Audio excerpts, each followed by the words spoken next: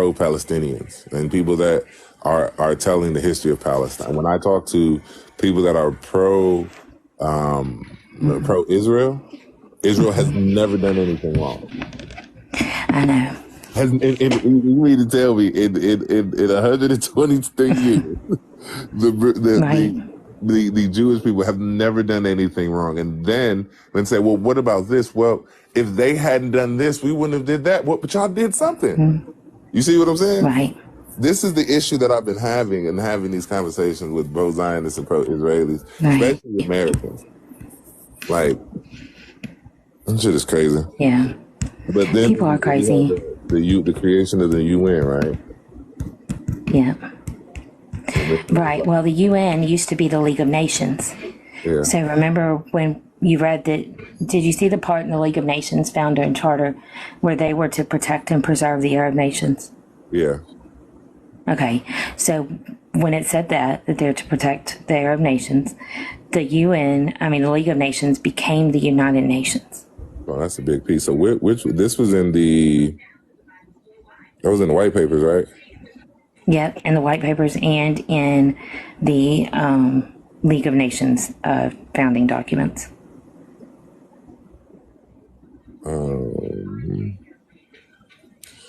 League of Nations. I got to make a separate note for that because I'm going to keep that.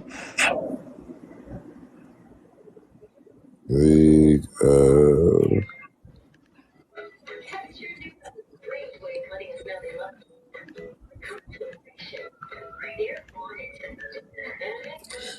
of Nations founding documents. Mm-hmm. Protect Arabs.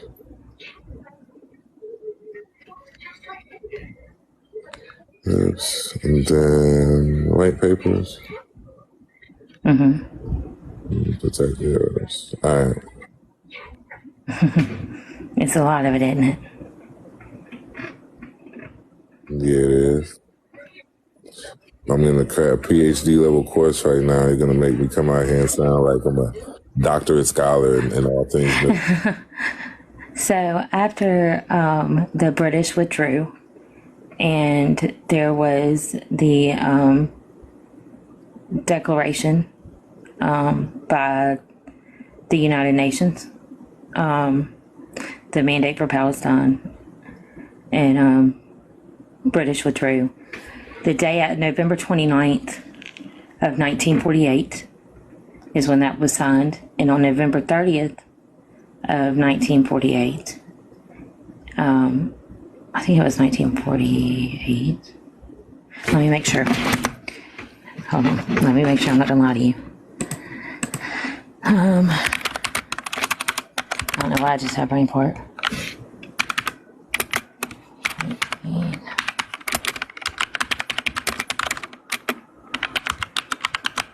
Here we go. Oh, 1947. Sorry. See, I was a year off. That would have been a tragedy. November 29th of 1947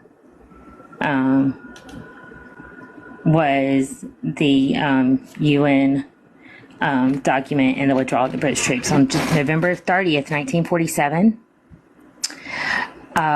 the Arab peoples hijack two buses full of Jewish people. So that was the day after. And and at that time, the way that it was divided up was that Jerusalem was run by both Jordan. Egypt had control over the Gaza Strip area, type of thing. But then Israel had, on May of 1948, when they claimed their independence, all 5 surrounding Arab nations attacked Israel. So wait, what happened? So May, when they did whatever, all 5 Arab nations attacked Israel. And this is 1948? 1948. All 5 Arab nations around Israel attacked. After the signing of the land for Jewish people? After the British troops withdrawal. When they were left vulnerable, they attacked them.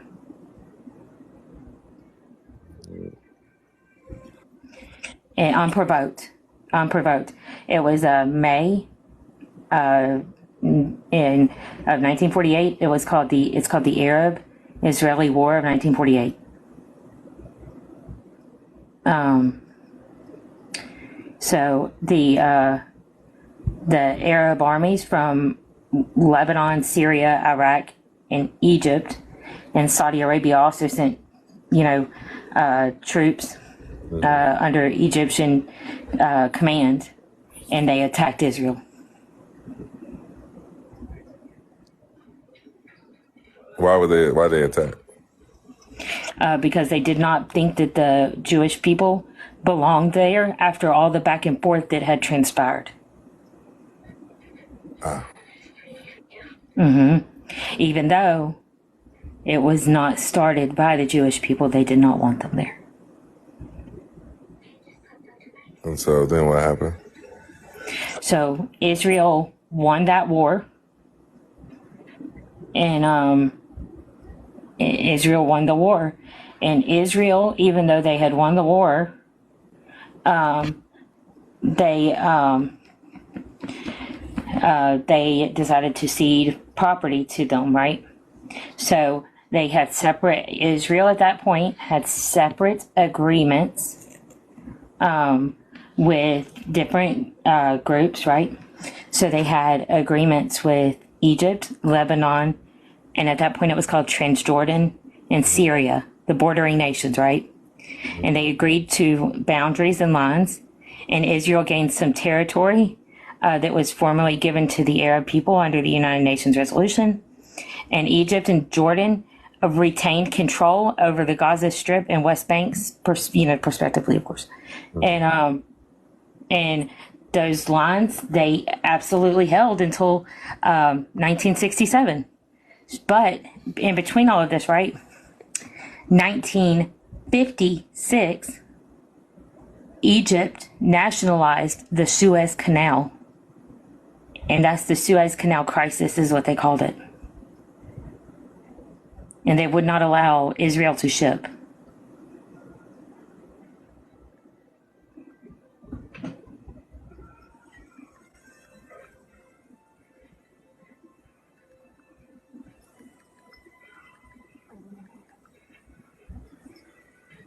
And you can look up the Suez Canal crisis. And that's what happened. But did you notice, even though Israel won, they still ceded the territorial control over the West Bank and Gaza to Egypt and Jordan. Mm-hmm. The only reason they started transgressing is because Egypt could not stop the terrorist attacks. Wait, what terrorist attacks? So after that, right, there were attacks by both parties. Now, don't get it fucked up. By both parties back and forth. And then when Egypt nationalized the Suez Canal, that was kind of the straw for everybody. So they nationalized the Suez Canal. And then, which the terrorist attacks kind of, but 1956, they had the Suez Canal nationalized in the Suez War. All right. Then 1967, there was another Arab-Israeli war. And that was just fucking shit show too. That was the 6 Day War, right? Yeah, the 6 Day War, in which Israel lost their fucking minds and decided to attack Egypt before what they claimed to be before Egypt attacked them. So now, but here's the thing that's important to remember, right? So 1967, okay? The Syrian and Egyptian governments were told by Russia, of course, Russia's sticking their dick in everything, that Israel was planning to put troops on Syria's border. That was a lie. It was a fucking lie. But Egypt sent soldiers to into the Sinai Peninsula anyway. Okay? And Egypt demanded that the UN forces be removed from the Sinai Peninsula and the Gaza Strip, which they had been there since 1957, January of 1957, because of the Suez Canal crisis. Because they were trying to get it to stop escalating to war. So they had left troops there for all those years, 10 years. Well, the UN secretary said, fuck you, unless you move everything, we will not do shit, okay? Nasser was like, very, fuck you, you're gonna do this, you're gonna do that. And he threatened to close the straits, okay? Mm-hmm. Well, it was this whole ass issue. Naturally,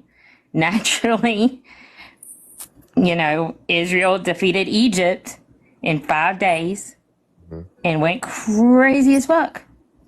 And Israel defeated, you know, Egypt, Jordan, and Syria again, and then they decided they were going to occupy again the Sinai Peninsula, the Gaza Strip, the West Bank, East Jerusalem, and the Golan Heights. So, you know what's crazy about that? Is that if it put things into context, right? Is that from 1948 to 1967, I know you have Huey P. Newton, who started a Black Panther Party over in Palestine, right? Because of the conditions of the Palestinian people and the aggression by the Israelis. But look, whose control were they under? Egypt's. Israel. You know, Egypt's. How was it Egypt? So Egypt had control over from 1948. Egypt had control over the Gaza Strip. The West Bank was controlled by Jordan. And then in 1956, when Egypt nationalized the Suez Canal, the UN, not Israel, the UN then had control over the Gaza Strip and the Sinai Peninsula. Yeah. Makes sense. And you can verify what I'm telling you. So it wasn't Israel's fault. That was Egypt and the fucking UN. Which we all know how racist the UN is. I mean, come on, they're having white Nazis in Ukraine, but they let the people of Afghanistan to die. I'm just saying. That's a fact. I mean, and that's the most racist shit that I've ever... it's disgusting. So Egypt had control of those.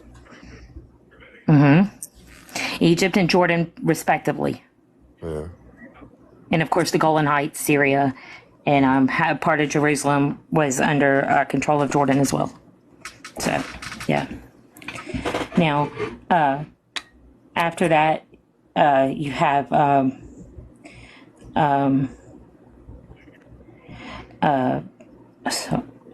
sorry, my brother just texted me. Hold on, I'm going to pause. I'm sorry.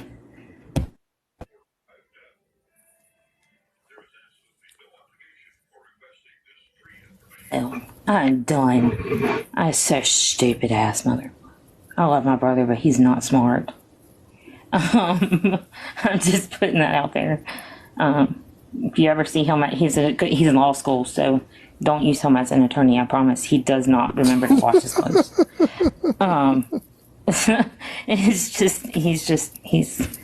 I love him. I do. I love my brother. That's what I tell myself every day. I love my brother. I love my brother. I love my brother. I love my baby mama. Never let it go. When actually they weren't in Gaza, Malcolm X didn't go to Gaza, the Golan Heights. He went to the, I'm speaking of the Palestinians within like Israel. Okay. When he went on his pilgrimage to Mecca, he wasn't talking about, because the 6-Day War hadn't happened yet. The 6-Day War hadn't happened. So that would have been Israel that was under that they were talking about. And he would have been talking about Israel. So if he didn't, so remember the Gaza Strip. So the Gaza Strip from 1948, from the time the British left until 1967 was under the control of Egypt. Yeah, no. And the UN. No, I'm talking about the Black Panther movement. So they were actually talking Okay, about let me look Palestine. So because like I can't remember. they're talking about two different areas. Like I'm not Okay, negating what you're saying. I'm saying that sorry. when Malcolm went to his pilgrimage, he went to Jerusalem. He was talking about the state of the Palestinian people in Jerusalem. I don't even think that because at that time it hadn't. Yeah, the 6 Day War hadn't happened, so he wouldn't have been talking about the Gaza Strip, the Golan Heights, or the West Bank. Okay, yeah, I'm looking because I have no idea. Yeah, Well, and he could so have been talking about the West Bank and the Golan Heights and the Gaza Strip. I'm just not sure. Let me look because it was the same thing back then. because he took a Hold trip on, to let me Mecca, look. he went to Jerusalem. Here it is. Well, Jerusalem was ruled by Jordan. Oh, Yeah. did he go to So Jerusalem? Wait? He took his pilgrimage to I'm Mecca. looking. Mecca is in Saudi Arabia. No, wait. He went on a pilgrimage, but he went to Mecca, and then he Okay, give me a made some second. stops I'm along the looking. way. But I don't remember. Okay, here we go. It's right here. So Malcolm X said during a 1958 conference covered by New York Amsterdam News, the only point is they are not familiar with true problems existing in the Middle East. First black activist to speak out for the Arab cause in the Arab-Israeli conflict. And so that was 1950s. Okay, yeah, that's right. So that would have been after the Egypt nationalized the Suez Canal. Malcolm X went to Gaza.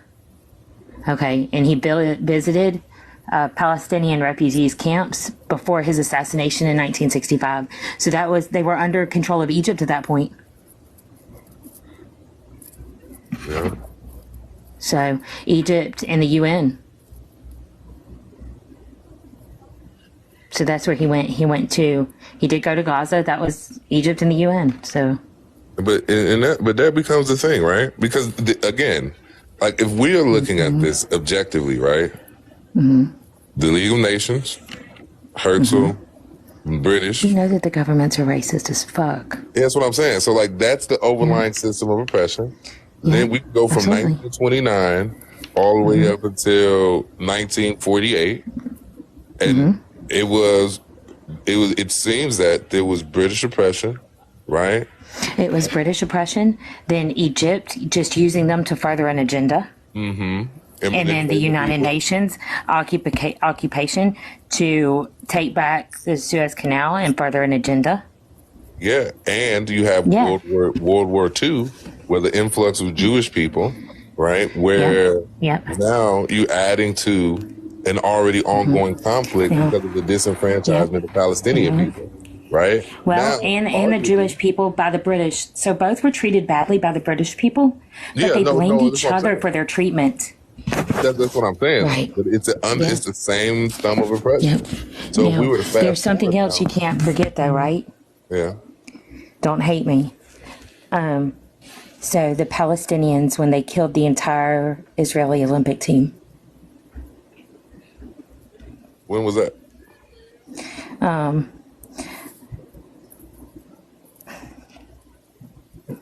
it was, what year was that? What was the first Olympics in the 70s? 72 Might have been out. or 74? I don't know. Hey, if it happened, It was 70. I think it was in Munich, in West Germany. All Olympians, all 11 Olympians, were killed by Palestinian militants. And they were killed in the Olympic Village. 1972, Chris. Okay, so 1972. They call it the Munich Massacre. They were killed by the organization called Black September.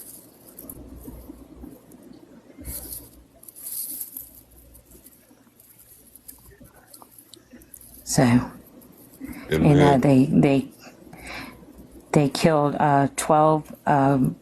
They killed six coaches, and then 5 athletes, 1 German officer, and 5 of the perpetrators were killed as well. So But this becomes the thing, right? So really, from 1967, when you look at it, Palestinian people have been oppressed going back almost at this point 72 years. Well, And under the arguably, Ottoman Empire, though, I don't think that they necessarily, different places had different forms of life too. But on the flip side of that too, though, is this, right? Under British rule, the Jewish people were also oppressed. no, that's what I'm saying.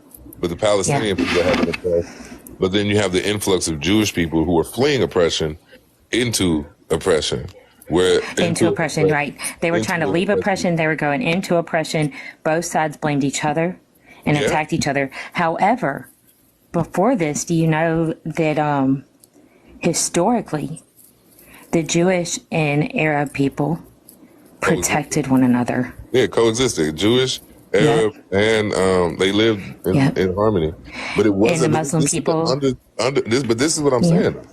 This under the thumb of the same white supremacy. You see what I'm saying? Exactly. I would say this, right? I wouldn't call it just white supremacy, though, because the Egyptians are not white. And they did the same thing. It's what it is, Liv, honestly, in that part of the world. It's the rich elite. Because do you know where the leaders of Hamas live? Here's the piece. No, I don't. They don't even live in Palestine. They live in Qatar. But here's in $1 million houses. This is why I say that it's at its oppression, right? And it's white supremacy, because you don't have to be white to uphold systems of white supremacy, right? I agree, but I think, and this is just my opinion, and you don't have to agree with me. Yeah. I've noticed this, is that calling it white supremacy, even though that is how it started, well, kind of how it started, because the Portuguese, well, whatever, you can call them white if you want to. Yeah. They'll get mad at that, but I'm not Portuguese. I don't give a fuck what you call them. I've noticed that it further divides calling it white supremacy, unfortunately. Well, because people don't have Oh, go ahead. They don't. They just take it to mean skin color, and they don't have a full understanding of what it truly is now. And I agree with you on that point completely. However, and you don't have to agree with me, but my personal opinion is, if we called it government supremacy or elitist supremacy, it would you'd catch a hell of a lot more flies, because that honey tastes sweeter to them. Even though it's all shit. It goes, but if you take that route, then it goes into anti-Semitism, right? Because who are the elite? I don't give a fuck. I don't give a fuck. But here's the thing, though. Think what is it? That when we look at and we call it what it is, right? At the end of it all, and this is the nuance of the situation. For example, the Buffalo Soldiers in America, right? People would say that those are black people. And the indigenous peoples going with back and forth with one another, right? But ultimately, it's under the same umbrella of white supremacy, though it's black people and indigenous people in the land, right? When you look at the Trail of Tears, when you look at the Confederacy, when you look at indigenous tribes that owned slaves and participated in the slave trade, right? Ultimately, yes, we can agree that those things are wrong, but it's under the same arching thumb of white supremacy. So what I'm noticing, right, is that if we were to look at the nuances, we can agree that that harm is wrong. I'm not going to sit here and justify Black Sunday. I'm not going to sit here and justify the unaliving of the right. And Liv, I would honestly never think that you would. I've listened to you long enough to know what you mean. Yeah. That's why Mark Hay and I can have an understanding. I know what he means because I actually listen. I don't just get fucking offended, because I'm not fucking white, for one. So anybody can miss me with that fucking bullshit. But I don't get offended. The piece, though. We can agree then that it's under the same thumb, because even if we were to look at the governments, right? Like the UN didn't have to be racist. You know what I'm saying? The British didn't have to be anti-Semitic and racist, but we see anti-Semitism and we see Islamophobia within their policies and practices. Well, now technically, look, y'all gotta quit saying Islamophobia, because Semitic means the Arabic people too and the Muslims. I know. So and they've created Islamophobia as a white supremacist thing to divide those people. Yeah, so let me tell you why I say Islamophobia. Let me tell you why. Because colloquially, anti-Semitism predates racism, right? Like it goes back well before the idea and concept of race ever even existed. And I'm not gonna disagree with you that both that if you are a descendant of the three Abrahamic religions, you are Semitic people. But because that term was assigned to colloquially, because language is subjective, that's why I utilize it like that. You're 100% right when you talk about the meaning of the word, right? But the utility of it has been used over 100 years to describe what was happening to Jewish people in Swazi, Germany, right? I agree that word's been hijacked by a movement. Yeah, I agree with that. I don't want to take away from the experience, The sufferings of either peoples, right? Yeah, so I just label them, but I'm not. They're all Semitic people. So you understand my